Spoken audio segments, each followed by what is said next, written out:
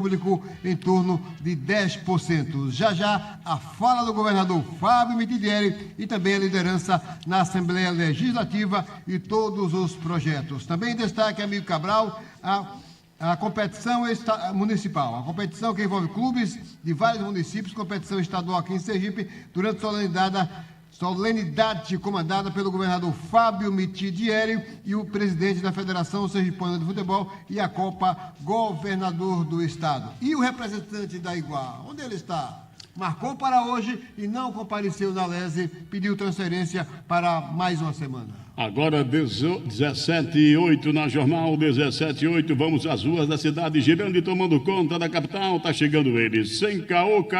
Alô, Roberto Silva.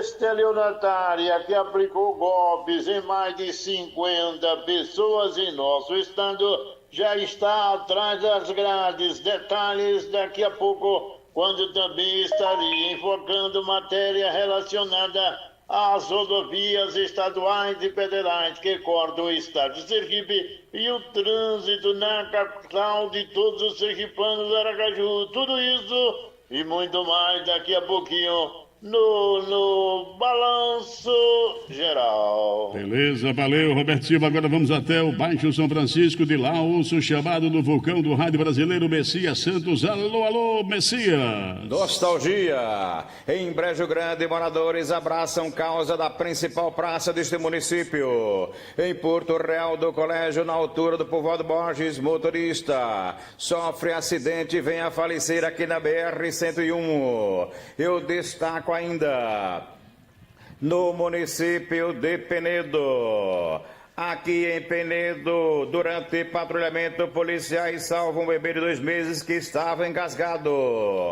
Destaco ainda, reparo emergencial em adutora interrompe abastecimento de água em vários bairros da parte baixa de Penedo. Tudo isso e muito mais daqui a pouco no seu Balanço Geral. Valeu, Messias Santos. Agora vamos direto à Sala Nacional e Internacional dos Esportes com ele, o gigante da informação, Wilson Tavares. Alô, Wilson. Alô, César Cabral. Alô, Heron Ribeiro. Alô, Carlos Ferreira, público ouvinte do Balanço Geral.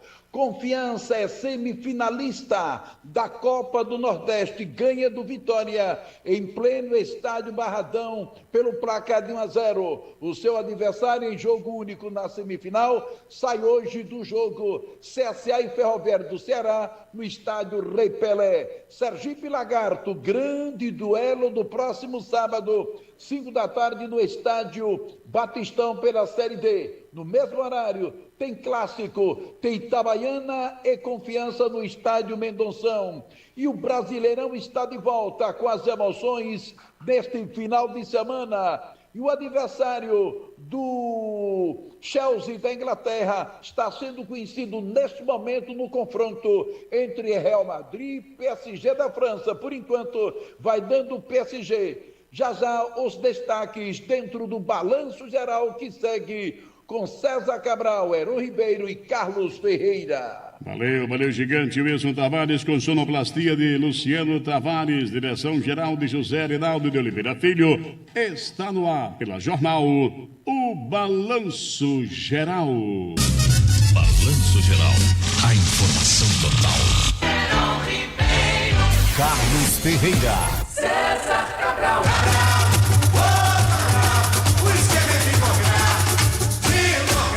Agora são 17 horas e 12 minutos, 17h12, faltando 48 minutos para as 18 horas, aqui Jornal Aracaju, Sergipe, Brasil, 91,3, a emissora do povo sergipano, 17h12, começando o Balanço Geral, com o comentário de Carlos Ferreira. A análise de quem entende. No ar, o comentário do dia. Meus amigos, minhas amigas, muito boa tarde César, boa tarde Heron, Luciano, todos os ouvintes do programa. Eu li uma matéria nas redes sociais e ouvi o vereador Isaac Silveira, do União Brasil, falando sobre assessores e auxiliares da prefeita Emília. Literalmente falando, ele disse assim: a prefeita Emília tem que se cercar ou se acompanhar de pessoas que prestam. Ué, e as pessoas que cercam, que acompanham, que trabalham com Emília não prestam? Espera aí, é um pouco demais uma declaração dessa. Aliás, o que o Isaac Silveira diz, o presidente da Câmara, a sua excelência, sua majestade, Dom Ricardo, primeiro e único, concorda. E foi mais além, ele citou nomes, Dom Ricardo. Ele falou sobre Cícero Mendes, marqueteiro, grande profissional, e Hugo Exógio, da Insurb. 2 jovens de bem, pelo que eu saiba, nunca se envolveram em nada errado para que o Isaac diga que eles não prestam. Não prestam? Como assim? Aí eu me lembrei, eu fui uma primeira vítima desse sistemão aí. E agora os 2 estão querendo a cabeça de mais 2. Imagine, né? O líder da prefeita, que não é líder de coisa nenhuma, dizendo: a prefeita Emília tem que se cercar de quem presta. Puxa vida, né? Eu até concordo se o senhor estivesse falando do senhor mesmo, como líder, porque como líder o senhor é zero à esquerda, não representa nada, ao contrário. O senhor não lidera a bancada, não lidera a gestão, absolutamente. O senhor é muito mais líder, por exemplo, de André Moura do que de Emília. Aliás, o senhor, como político, tem dado péssimos exemplos. Ou não? O senhor começou no PCdoB, depois foi para o... Não, começou no PT, depois foi para o PCdoB, aliado de Edivaldo, depois Edivaldo mudou de partido, ele também mudou, PDT, e continuou acompanhando Edivaldo. Depois ele traiu Edivaldo e saiu do PDT e foi para o União Brasil. Aliás, qualquer crítica que se fizer a André Moura ou a qualquer integrante do partido, aí sim, a ele lidera. Mas quer ver que ele não é líder? Lembra dos projetos para a criação de 3 novas secretarias na Câmara? O que o Isaac fez? NADA. Nada. Aliás, eu não sei o que é que Emília está esperando para tirar esse rapaz da liderança, porque, sinceramente, ele costuma dizer que os outros é que não ajudam a Emília. Como assim? Dizer que Cícero Mendes não ajuda, que Hugo Exógio não ajuda, fazendo uma brilhante administração na Insurb. Eu, tudo bem, não ajudava, eu mais complicava. Tudo bem, eu compliquei mais do que eu que ajudei, mas já saí. A pedido deles, inclusive. Não tem problema nenhum. Agora, dizer que as pessoas não prestam o Isaac, sinceramente, e eu vou perguntar de novo, o que é que a doutora Emília está esperando para tirar Isaac da liderança? Porque ele não é líder de coisa nenhuma, ele não lidera a bancada, ele não lidera a gestão, ele não defende a gestão, nada, zero. E aí fica querendo tirar o emprego de pais de família. Isso não é o papel de político. Isso não é o papel de político. Quer dizer, e se sente, sabe, assim, poderoso de impor: eu preciso da cabeça de fulano, eu preciso da cabeça de ciclano, ciclano não presta, sabe? Só para concluir, César Cabral, eu me lembro que, assim que Emília foi eleita, antes de assumir, Dom Ricardo, primeiro e único, fez um comentário dizendo assim: ela se elegeu prefeita, mas quem manda é a Câmara. Pois não, eu tenho isso gravado, viu, cara? Quem manda é o Legislativo. Nós fazemos leis, ok, realmente. Nós é que liberamos não sei o quê, nós é que liberamos obras, nós é que não sei o... Sabe, mandando um recado. Depois ele até se retraiu e tal, mas assim, numa arrogância impressionante. Esse rapaz, ele, né, começando na política agora, mas arrota arrogância. E parece que ele está querendo colocar em prática o que ele disse antes da posse de Emília. Ou seja, ele quer ser o prefeito. Ele é quem quer tirar, botar, negociar. Negociar no bom sentido, tá? No bom sentido. Ele é quem quer tudo. E aí acompanham aqueles poucos que ainda o seguem. É lamentável por entendermos que os poderes devem ser harmônicos e independentes. E é lamentável que a prefeita Emília ainda não tenha tomado uma providência. Sabe por quê, César e Heron? Porque Emília não foi eleita por Ricardo e nem por Isaac. Ela foi eleita pelo povo. Para o povo ela deve trabalhar e para o povo ela deve esclarecimento. Não, no meu modo de entender, viver acuada com esses dois vereadores, principalmente, falando o que querem, onde querem, da forma que querem. Não é possível.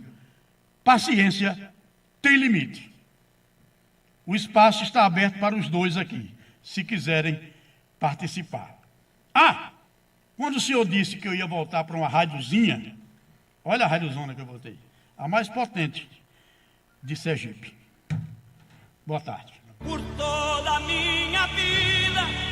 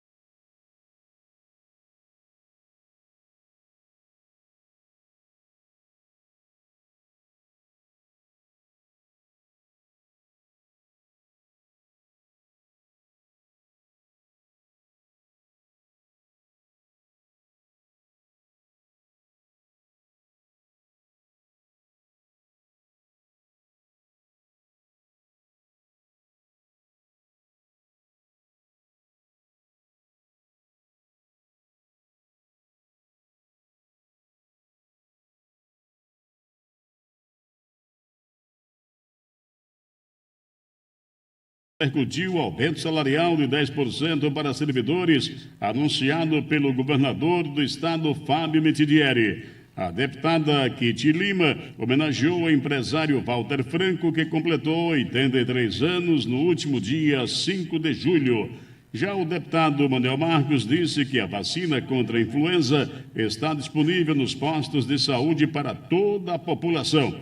O deputado Georgio Passos disse que a Justiça Federal determinou que não haja demissão na Fundação Hospitalar de Saúde até que todos os servidores temporários sejam substituídos por concursados. A quarta-feira foi de votação na Assembleia Legislativa e o plenário aprovou 4 projetos de lei do Executivo, um do Judiciário, um do Ministério Público e um do Tribunal de Contas. Foi aprovado em segunda discussão, o projeto da Lei de Diretrizes Orçamentárias. Também foram aprovadas 16 indicações e 2 moções de autoria dos deputados. O deputado Cristiano Cavalcante teve aprovada a indicação que pede ao governo do estado o recapeamento asfáltico da rodovia Humberto Mandarino, em Itapuranga da Ajuda. Agora são 17h21 na Jornal, 17h21, faltando 39 minutos para às 18 horas. Aqui é o Balanço Geral, o seu informativo dos finais de tarde da Voz do Povo.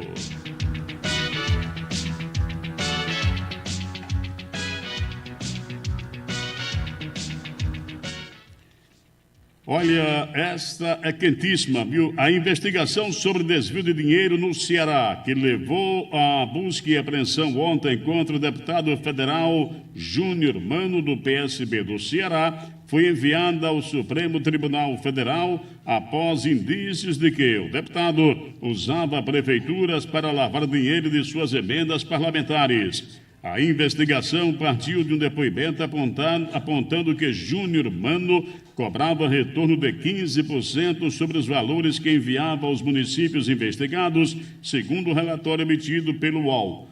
O inquérito foi aberto inicialmente para apurar a suspeita de compra de votos nas eleições de 2024 por parte de Bebeto de Choró, que concorria a prefeito de Choró, no Ceará. Eleito, ele não tomou posse em razão da investigação e hoje está foragido. Em setembro do ano passado, a ex-prefeita de Canidé, lá do Ceará, Rosário Ximenes, disse em depoimento à Polícia Federal que havia uma organização criminosa liderada por Bebeto e Júnior Mano para lavar dinheiro de emendas. Disse ela, a lavagem consiste em contatar o gestor oferecendo, por exemplo, R$ 1 milhão de reais em emendas com retorno de 15% para ele. A ex-prefeita disse ainda em seu depoimento à Polícia Federal que Bebeto trabalha para 51 prefeituras juntamente com Júnior Baiano, deputado federal, que está sendo investigado, e que o deputado concede as emendas, manda para ele e ele as lava.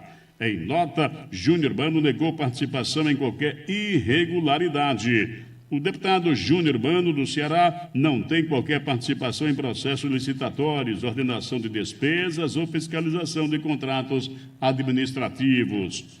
É claro, foi assim que se pronunciou a defesa. E o ministro Gilmar Mendes, relator do caso no STF, determinou a abertura de uma investigação específica sobre desvio de dinheiro de emendas parlamentares. Segundo reportagem da Folha, há também citação a recursos enviados por Eunício de Oliveira, do MDB do Ceará, Zé Guimarães, do PT também do Ceará, e Yuri, do Paredão, do MDB do Ceará. Agora são 17 horas e 24 minutos na Jornal, 17 e 24, faltam 36 minutos para as 18 horas. E o governo de Sergipe retorna com a Copa de Futebol após 11 anos e amplia apoio ao esporte. Com o compromisso de fortalecer o esporte sergipano, o governador Fábio Mitidieri lançou hoje, quarta-feira, dia 9, a Copa Lotese, governo do estado, marcando a retomada da tradicional Copa Governador, que não era realizada há 11 anos. A competição volta reformulada em parceria com a Federação Sergipana de Futebol e com o patrocínio master da Lotese. O investimento previsto é de R$2 milhões.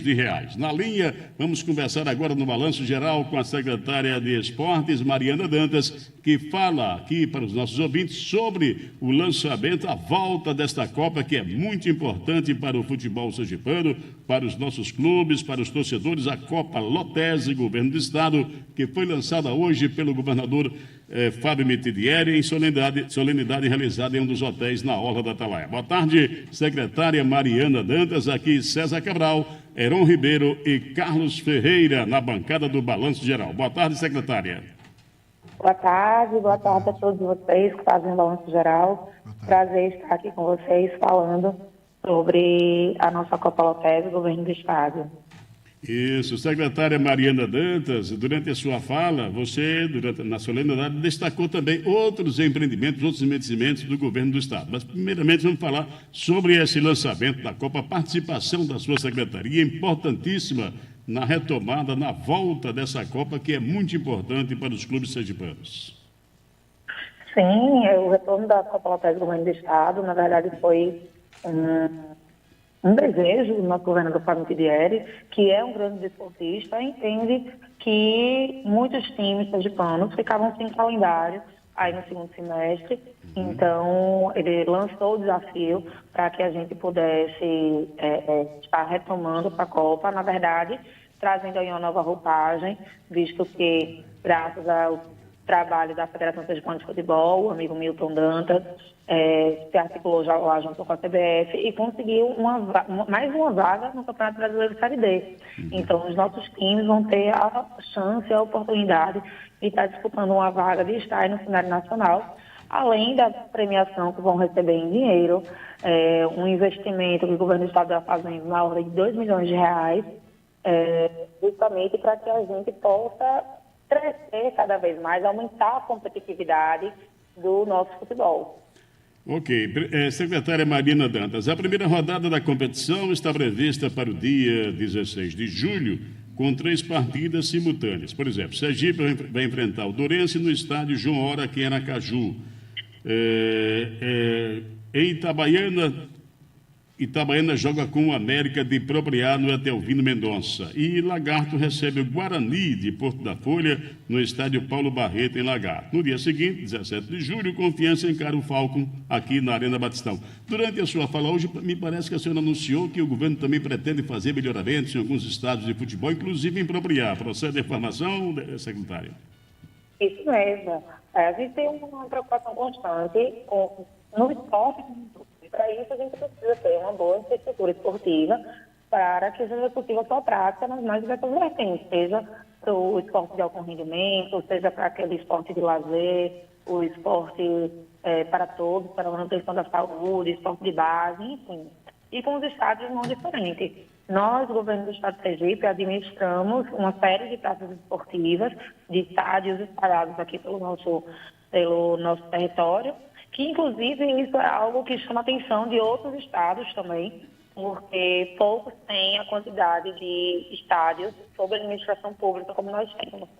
E, dito isso, a gente sempre tem feito melhorias na Arena Batistão. A próxima agora vai ser a implantação dos novos bancos de reserva. Estaremos trazendo poltronas para os bancos de reserva, os nossos jogadores, arbitragem, nova cobertura, né? A gente vai fazer, estamos fazendo também um processo de iluminação, então a gente vai trocar toda a iluminação da Arena Batistão para ser automatizada por LED, com LED, inclusive, para que a gente tenha uma iluminação mais eficiente a nível de Série B, de campeonatos nacionais. O Etelvino Mendonça vai passar pela segunda etapa da reforma, a licitação já aconteceu, a gente está aí nos trâmites de análise de documentação da empresa vencedora, para que a gente possa ajustar o calendário, ajustar junto ao calendário do Itabaiana, para que a gente inicie a reforma do Etelvino Mendonça, que vai priorizar aí a questão da acessibilidade, cabine de imprensa, banheiros, vestiários, placar eletrônico, além da parte da iluminação, como eu mencionei. O estádio Francão está sendo feito aí os projetos complementares, para que a gente possa iniciar também a licitação do Francão. Vai ser uma ampla reforma, porque o estádio é um estádio muito bom, mas de fato está precisando dessas melhorias. E tem o estádio tanto de Maruim quanto de Propriá, que a gente também está iniciando aí os estudos para tentar viabilizar as melhorias que nós pretendemos fazer, tanto no estádio de Maruim quanto no de Propriá. Só para saber, questão com relação a Propriá, seria esse melhoramento seria no antigo, já derrubado, demolido, só está em ruínas, estádio João Alves Filho, ou seria no Val Feitosa, que é o único hoje que atende ao futebol sergipano, secretário? A ideia seria no Duval Feitosa mesmo. No Duval mesmo, que é o único que atende, não é isso? Secretário, boa tarde para a senhora, aqui Heron, ao lado de Ferreira e Cabral. Em relação ao elevador, para os nossos colegas que trabalham nas atividades. Uma cobrança que vem ocorrendo com muita frequência aqui por nosso colega e amigo César Cabral, integrante dessa bancada. Gostaria de saber se a senhora tem esperança, principalmente para aqueles que têm uma idade mais avançada, que sobem com material, né, Cabral? Só para complementando a pergunta bem oportuna do Heron Ribeiro, viu, secretária? Algumas vezes a gente já sugeriu aqui no programa que o governo do estado poderia fazer um investimento também no Batistão, melhorando o elevador, porque esse elevador é antigo, quer dizer, o tamanho dele, o formato dele só cabe 4 pessoas para subir e para descer, e na hora que termina o jogo, todo mundo quer descer de vez. E para subir aquelas escadas é uma dificuldade, principalmente para pessoas idosas e para os profissionais de imprensa que precisam subir aquela escada quando ele está quebrado, que às vezes quebra muito aquele elevador, tem que subir as escadas levando equipamentos como câmeras, tripés, fios, cabos, etc. Há possibilidade nessa reforma incluir um elevador, talvez até panorâmico, que comporte uma quantidade maior de pessoas e seja de melhor serventia, ou secretária? Olha, o elevador do Batistão ele foi adquirido recentemente, ele já é um elevador novo, mais moderno, inclusive. A gente teve um problema recente agora por conta da como é que eu posso falar? Das fortes chuvas que tiveram, ali o Batistão, ele foi implantado numa área de mangue. Né? Antigamente, quem conhece a história de Aracaju sabe que ali era um manguezal. E alguma coisa na construção ali da Arena Batistão tem essa dificuldade de drenagem. Tanto que a drenagem da Arena Batistão, do gramado, ela é uma drenagem bem robusta para poder suportar o volume de água que ali tem. E vide inclusive o canal que passa ali do lado, né, na avenida, a gente sabe os constantes problemas que ali acontecem quando tem forte chuva. E isso acabou afetando recentemente agora o nosso elevador, uma questão no poço mesmo, não necessariamente do maquinário do elevador. Mas foi o que aconteceu no poço ali do elevador e esse problema recente. Mas já é um elevador novo. Em relação à quantidade de pessoas, né, que entra e sai ali depois dos jogos, infelizmente a gente vai ter que ter essa educação mesmo de esperar e a quantidade de pessoas que são permitidas no elevador por vez, porque inclusive é isso que faz quebrar o elevador. O excesso de peso dentro do elevador é que faz com que ele tenha paradas constantes. Então, se a gente não tiver essa compreensão das pessoas que fazem utilização do elevador, de que tem que respeitar a capacidade, não adianta a gente colocar elevadores maiores, nem fazer manutenção como tem sendo feita. A gente tem um contrato de manutenção, de empresa de manutenção do elevador, mas se a gente colocar um elevador para 4 pessoas e entrar 6, 7, e colocar um elevador para 8 pessoas e entrar 10, 12, 15, vai acontecer os mesmos problemas.